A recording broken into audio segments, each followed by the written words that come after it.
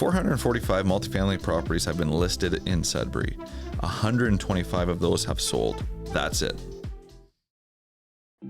Welcome to the TNT Real Estate Podcast, where we spark conversations that set you up for real estate success. I'm Tyler. And I'm Tanya, and each week we bring you expert tips on navigating Northern Ontario's real estate market. Whether you're buying, selling, or investing, we've got the tools to help you thrive.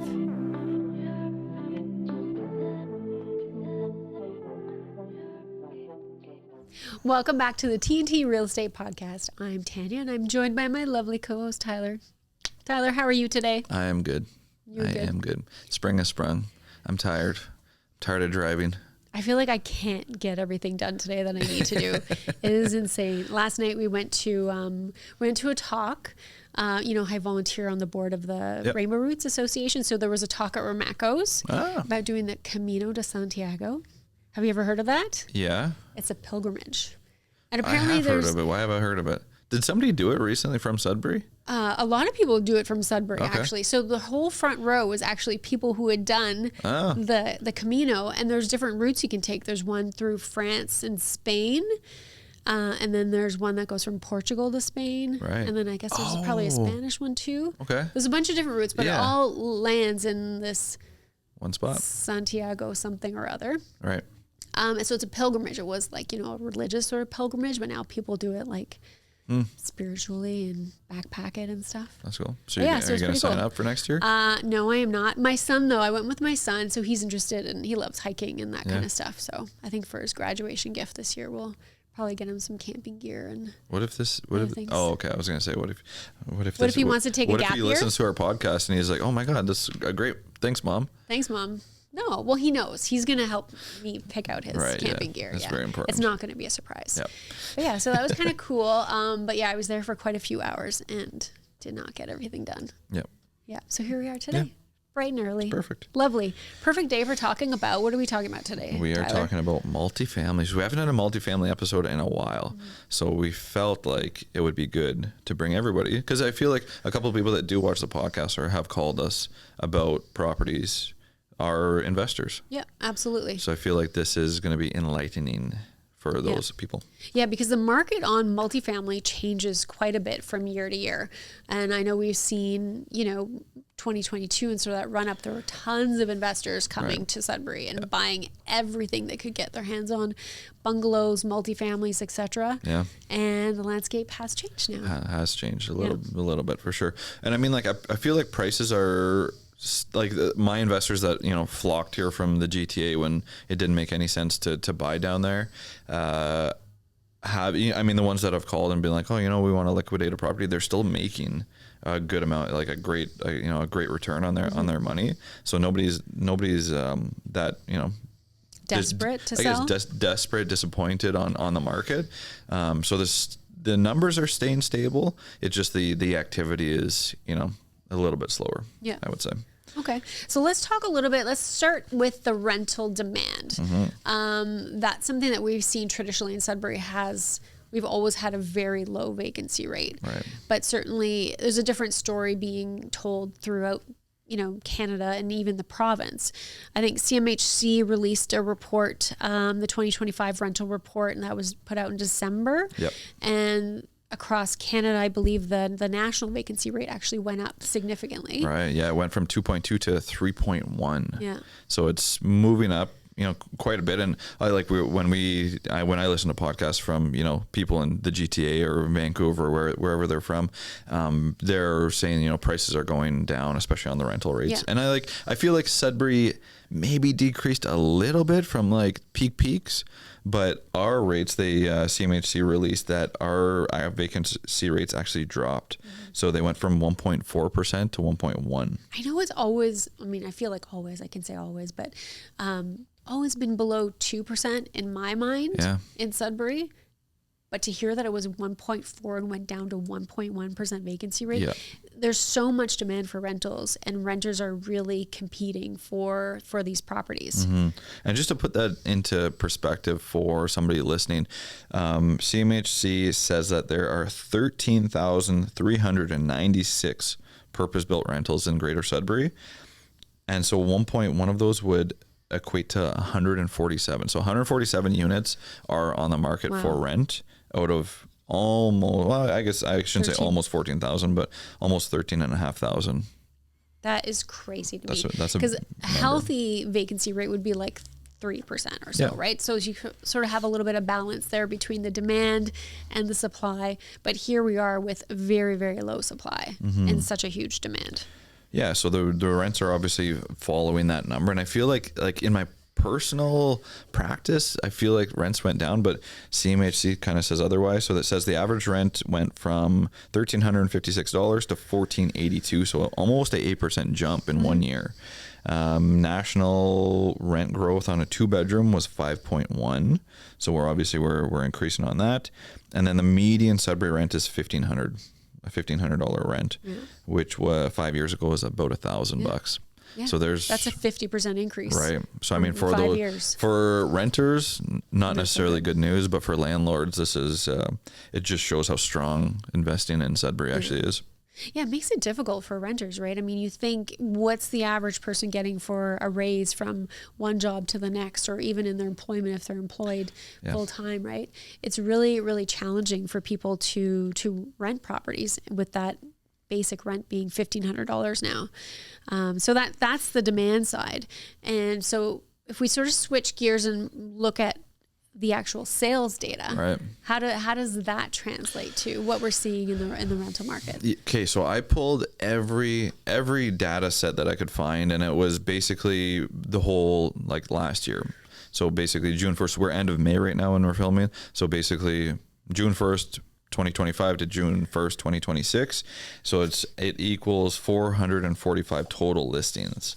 125 of those actually sold. Wow. So 121 of those expired, 115 of those canceled. So for those out there, it's basically expired is the end of the contract, canceled is you take it off before that date. And then 70 of those are still sitting active. Yeah. So it's only really a 28% sell-through rate. So if you list your multifamily property, you have a 1 in 4 chance that it actually sells in the last year. Yeah.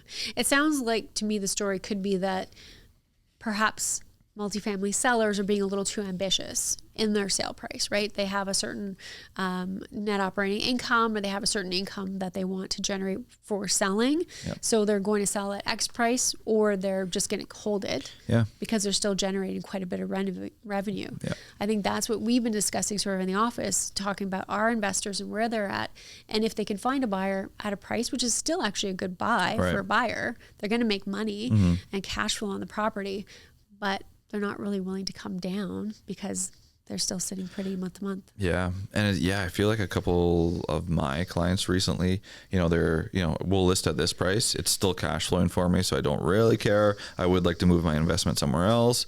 But if I get the right price, I'll sell it, is kind of what we're looking at. And really I mean, to answer the question of like why these properties really aren't selling is really, I think, pricing. The average list price of the properties that have sold were $522. And the average list price of the properties that expired was $754. Yeah. Yeah. So that's a huge difference there. And maybe it also speaks to the price point that investors can afford, right? How much cash they have to put down on a property. Perhaps what we were seeing in the run-up was a lot of out-of-town agents, or not out-of-town agents, but out-of-town buyers coming to the table because they had so much equity in their homes, usually GTA homes, do a big HELOC, put a big down payment on a larger price property. But now people are a little tighter. They don't have as much wiggle room on their principal residence to then go buy a multifamily. So that's a huge difference between what is selling at 522 and what is not. Yeah, and it doesn't necessarily mean like the 750 should be selling at 500. It just means that there's more demand for 3 duplexes, triplexes, fourplexes, and not necessarily those bigger luxury properties. It's, I mean, I shouldn't say it's easier to get into a lower price, but it's just like, especially for the beginners, like if you're in your like first 3 investments, you're probably buying under 4 units. So I think that's kind of just where the demand is. The people that have, they don't want the headaches of and I mean, this could be a whole other episode, is like the whole landlord tenant board issues, the tenancy. People rather just, park their money in different investments that, you don't have that human element to. Yeah. I think, that's kind of going off topic a little bit, but there are different reasons for, advanced investors maybe not wanting to park money in real estate. Yeah. Yeah. But speaking to that sort of landlord tenancy thing, I think it does hold a lot of truth, because some people feel like I can handle 2 tenants, right? But I can't handle 4 to 6 to 7, right? Like, let me start baby steps. I'll start with 2 tenants. I'll see how it goes, and then maybe I'll move up. So maybe that's why those less priced properties, lower priced properties, 2 to 3 units are selling more so than the 6 to 8. Yeah. Yeah. So, what do the numbers say for days on market and stuff? How quickly are properties selling? So the median sold for multifamily property right now in Sudbury is 31 days. Now the median expired is 107 days, meaning that, the ones that are priced correctly will sell. I mean, there still are investors out there. There's a couple even this morning I checked that, some bigger priced properties have sold. But yeah, it's really all about pricing. It has to be a good package. Like if somebody walks into a building and, it looks like it hasn't been visited by property management or the owner in, 3 years, it's probably going to sit for a while, and it becomes a different sell. If you walk in and it's presented nicely, people can see the units, they, meet the tenants maybe that, they seem, respectable. They take care of the apartments, then those ones are, worth looking at, I would say. It's not just... You can see a lot when you walk through a property and how it's maintained. If sort of the furnace area, boiler room, if all that is clean and clear, if the tenants are nice and happy and, keeping their apartments well, versus the ones who you can see the management is lacking or the investors just haven't been there in forever. Right. There's a huge difference. Yeah. And so there is a list to sale ratio that sometimes we use in Sudbury. So if somebody lists at a certain price, what can they expect to actually get in multifamily? Yeah, so in multifamily, it's very different from our single family homes. We see those are at 100 plus list to sale price ratio. Here we're looking at properties that are actually closed at 97.4% list price to sale price ratio. Yeah. So there's a little bit of negotiation to be done, but okay. Got about a 3% room there. Right. On average. Mm-hmm. Okay, so the median sales price of the properties that are actually selling is coming in about $450,000, and that really speaks to what people want in the market, who is actually buying these properties. So typically $450,000 would get you duplex, maybe a triplex, or a totally gut job of a fourplex potentially. But yeah, so this stuff that's under 500,000 are the numbers that are actually moving right now. I think we even saw a 4-unit come up this week in that sort of low 400 range. Right. I'm sure it needs a little work. I think there's a work order on it actually, but yeah, I mean, it's achievable, right? If you've got a little bit of capital and some sweat equity and you can fix those things, to get into a 4-unit for 400-ish, that's a great entry point. Yeah. It was even great 6 years ago before the big run up of investors. So it's those ones are diamond. And speaking back to sort of the demand on the rental side, if you make it nice, there's going to be a demand for some good tenants that you can put in there for sure. Right. Okay, so let's kind of switch into what to expect when we're buying multifamily properties. So what does a duplex, triplex, fourplex look like when an investor is looking at purchasing them? Yeah. So duplexes are always traditionally the most easiest sort of entry point to get into the market. A duplex, especially if you're a first-time home buyer, you can live in one of the units, and you can do that up to 4 units as well. But a duplex is easy because you can go with a lower down payment. You can live in one unit. You can have the other one sort of as a mortgage helper. Right. So duplex is super accessible. Legal duplexes tend to sell anywhere in the low 3s to the high 5s, depending on location and quality and of course of those active rents as well. Triplexes typically range significantly higher. You're looking at $400,000 to $500,000. and a lot of them are actually more like in the mid 600s, like the nice ones, the nice triplexes for sure. Those big sort of brick 3-bedroom units, like solid ones that you see like in Gatchel or Minnow Lake, that type of area. Right. Yeah. Fourplexes. I mean, we've seen again high 5s to the mid 700s. I know you've had some experience with those sort of fourplexes lately, looking at that sort of low 700 level, and those have been really nice. Right. 4-unit buildings, right? With good rents. Yeah. I mean, I have two listed in the high 7s right now that, we're getting some good showings on, no offers yet, but the amount of money that these things are generating off these units, and they're nice. They're not like, all 1-bedroom units. There's, 3-bedroom units. One of my fourplexes is all 2-bedroom units, really nice, well kept, extra income from storage and stuff. And, it just makes a ton of money. So it's, none have sold yet, but they're new listings. They are new listings. But if someone can afford that down payment and qualify for the mortgage, they're going to be making a decent income. Right. And have some good tenants as well. For sure. Yeah. For sure. And then I would say kind of anything over, for the 5 units, obviously get onto, most banks would consider that commercial. But yeah, they're slower moving as well. And we'll kind of get into that shortly. Okay, so let's talk about who's your typical owner. Let's say an owner occupier of a duplex. Right. What sort of demographic? Who would you say that falls into? I would say I have a ton that want, like, they're like single family. I shouldn't say single family. They're like first time investors. And so it kind of like reminded me of myself. Like when I first started, I bought my first house, wanting like to I didn't need a full single family. So I built a unit in the basement. And it's, it kind of floated me for the first 5 years, let's say.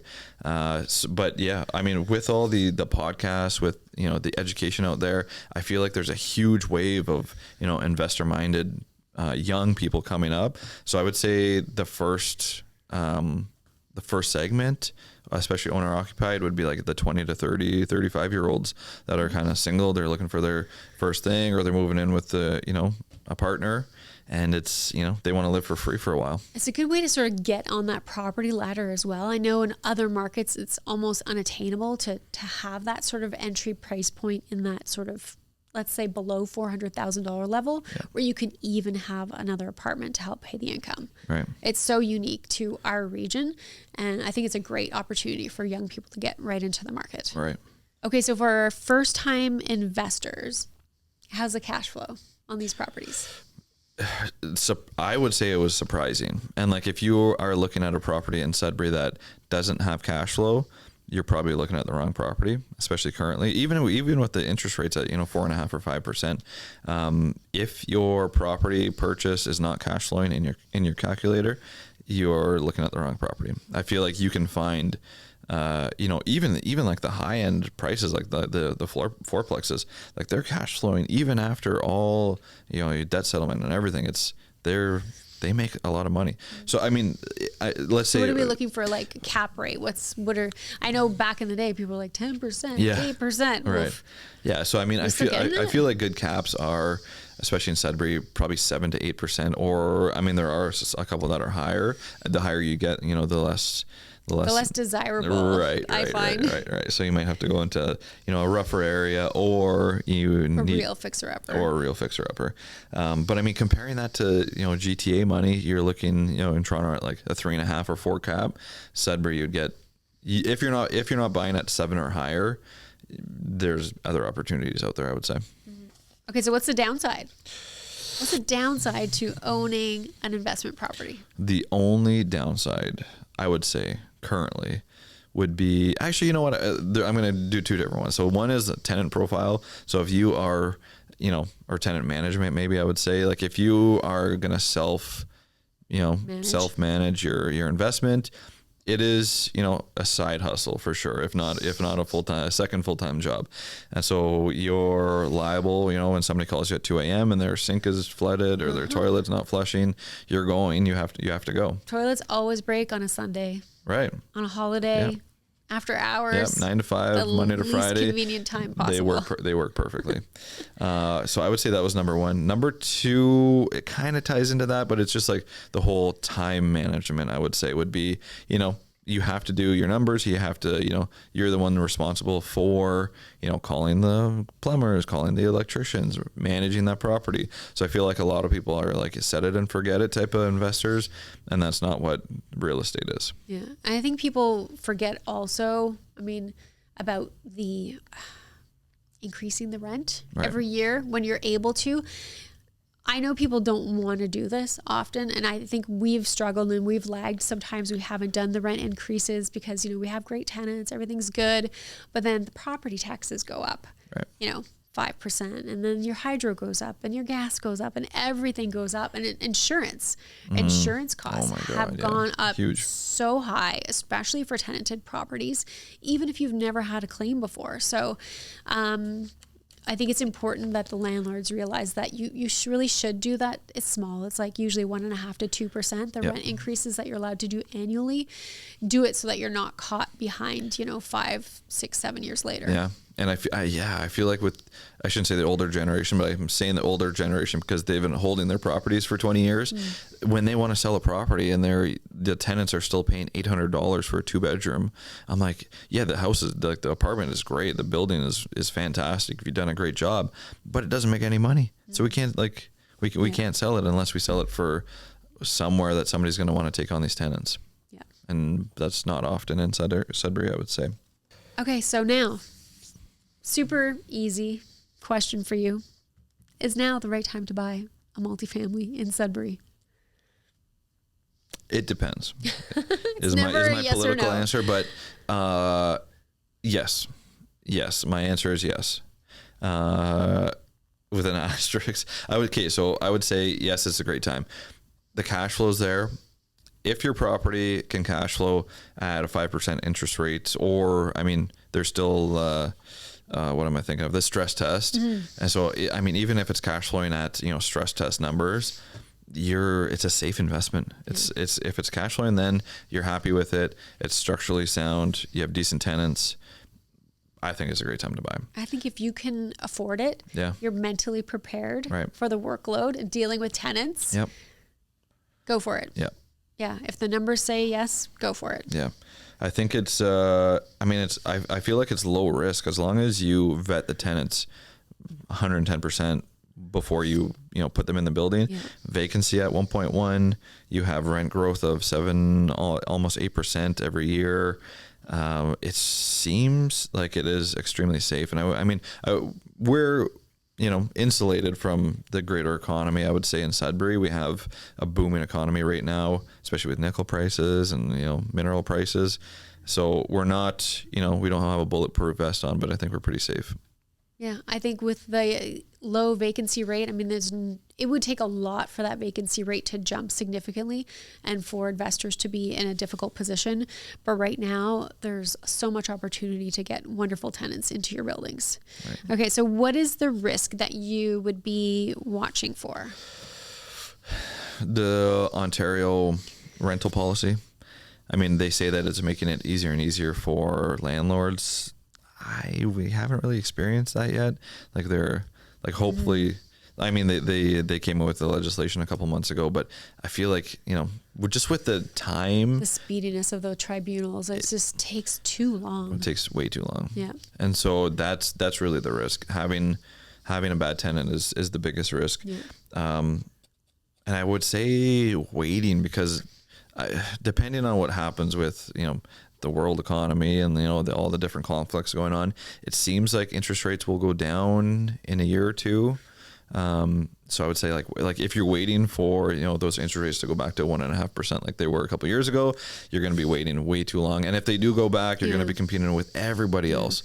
So right now, you need to be the contrarians. You have whatever everybody else is not doing, you need to do. Yeah. So nobody's buying a multifamily right now. You should probably be buying. Yeah, it's true. Don't do what everybody else does. I'd be a little bit concerned slightly although I love investing in properties, I'd be a little concerned about the increase in supply because we do have quite a few larger projects that are on the go. And so there should be some increase in rental supply, but I don't think it's going to be nearly enough to bring that vacancy rate up high where it's going to affect landlords and getting your ability to get good tenants into your units. If you create great units and have a reasonable rent, you're going to attract some wonderful tenants. Yeah. I like it. Okay, so let's go into our rapid fire. Now, this is kind of like who should be looking at Sudbury Multifamily right now. So I'm going to give you an example. You're going to say yes or no. A first-time buyer in their 20s or 30s ready to house hack a duplex. Yes. If you have a down payment, do it. Cool. Love it. Okay. How about a local family considering a triplex for 2 years? For 2 years? I would say yeah.